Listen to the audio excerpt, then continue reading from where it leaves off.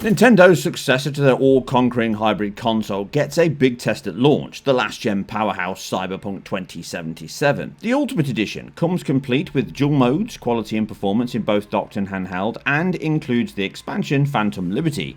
But is this version a neon god or a fallen star?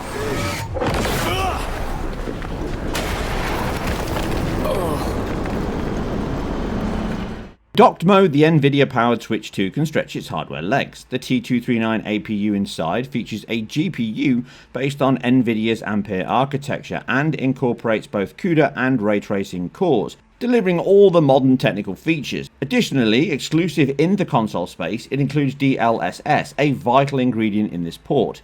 Now, docked targets a full 1920 by 1080 using DLSS reconstruction from a dynamically shifting range, which is true in both quality and performance modes.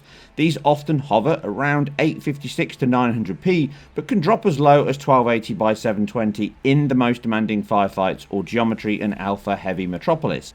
Now, on face value, this may not seem that impressive, but the PlayStation 4 version often ran at 720p as a base resolution using TAA, and even the more powerful Xbox Series S runs similar sub-1080p ranges using FSR2, albeit in its 60fps performance mode.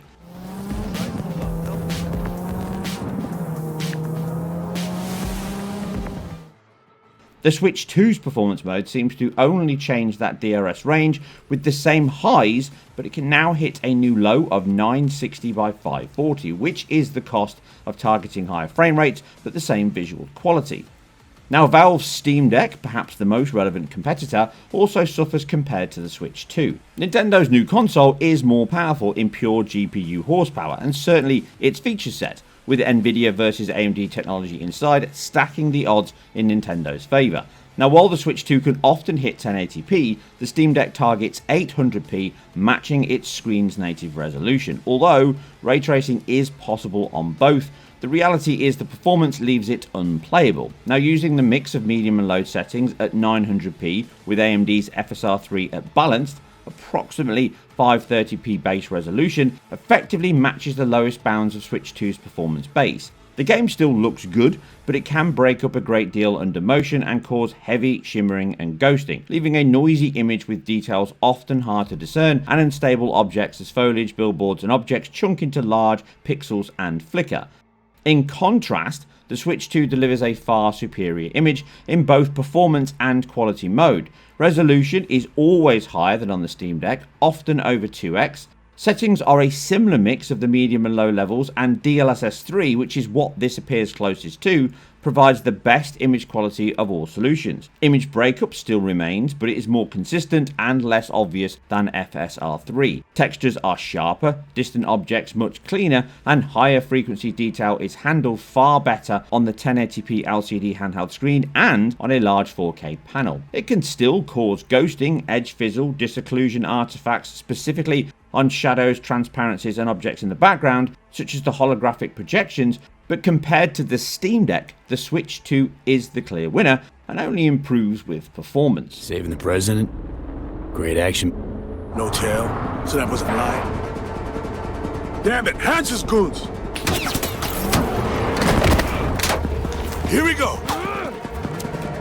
How dare you! Now, the performance mode targets a 40fps ceiling, requiring a 120Hz screen when docked, but makes full use of the handheld's 120Hz handheld mode. More on that shortly. In the open desert section, quieter interiors or less dense sections, it holds the 25ms frame times well, with consistent frame delivery and a much smoother game than a base 30fps. Now, this does not remain though, with high geometry, fill rate and streaming all causing erratic and bad frame pacing. See the frame time graph here on the left, jumping from 25, 33 and 16 milliseconds and back to 25 again. This happens in batches which feel juddery when they do, and during play they appear like frames are being dropped when it is just the inconsistent delivery of them.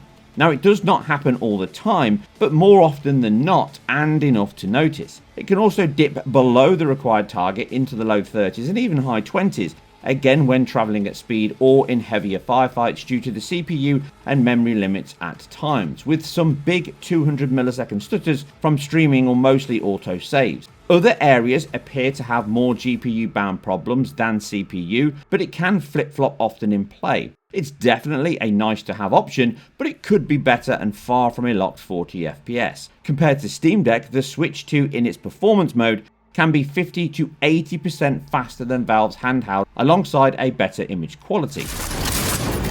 Come on! Hey, in the car now.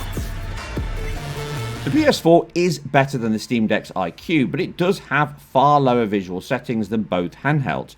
Reduced level of detail, lighting, shading, quality, geometry, and NPC count are the most obvious.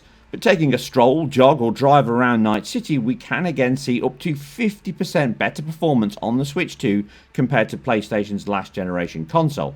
Not surprising, considering the weaker GPU, CPU, and less RAM, and that mechanical hard drive inside. But it is capped off a full house victory by a superior image quality, resolution, and frame times.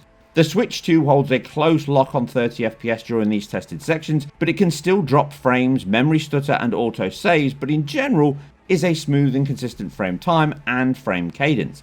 The PS4 is still very erratic, even with the latest patch 1.61 as here. With it being data, streaming, and memory bound most often, it can still be pure CPU GPU at times, and the delta between the two machines leaves no doubt the Switch 2 is far superior in hardware and on-screen results, as it should be. Docked performance at 30 FPS is surprisingly consistent, but again not locked. The game is very demanding on memory, both in space and bandwidth, thus we see some skips between 16 and 50 milliseconds when travelling around Dogtown or downtown Night City.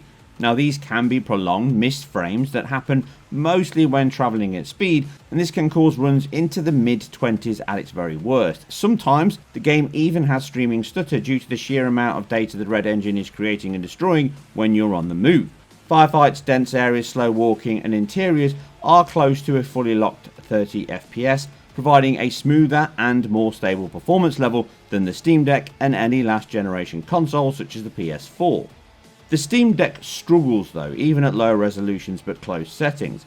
More often in the 20s, even when walking around crowded areas, it is mostly memory bound, and although the RAM is unified like the Switch 2's circa 9GB available to the game, the Steam Deck has to juggle its total 16GB of RAM between CPU and GPU tasks, more like a PC, with dynamic allocation scaling used. In addition, the Steam Deck's LPDDR5 is slower at 88GB per second bandwidth, compared to 102GB inside the Switch 2 when docked, and this drops to 68GB when in handheld mode.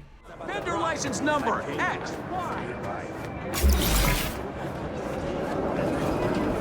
V, been meaning to ask, how bad is it for you?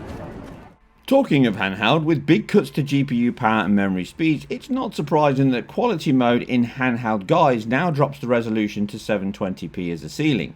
DRS is used with a counted low of 360p spotted, but image quality is still good and closer to the Steam Deck. Shadow map cascade and level of detail also take a small cut back, but the biggest is resolution. Any more than that, the difference is hard to spot in comparisons. It appears enough to maintain a similar 30 FPS performance as docked, but performance mode is where we see those lowest pixel counts, as low as at 640 by 360, bringing it in line with Steam Deck at that 800p target. But thanks to DLSS, the image is still better than FSR3, as both devices rely on battery power in handheld mode and the smaller screen. It is harder to notice the visual issues, but Switch 2 still wins in performance and image quality. Testing off-screen is difficult, as the 120Hz LCD screen does ghost a great deal, leaving it difficult even 120Hz capture to tell what is actually frame persistence or retention on the panel itself and what is a brand new refresh from the game. But going through the frames by hand on this small section, it does run often around 35 to 40 FPS.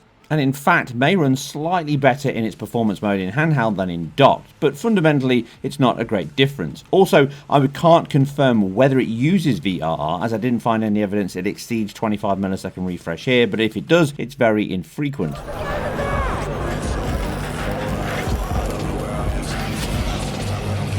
This is Kurt Hansen.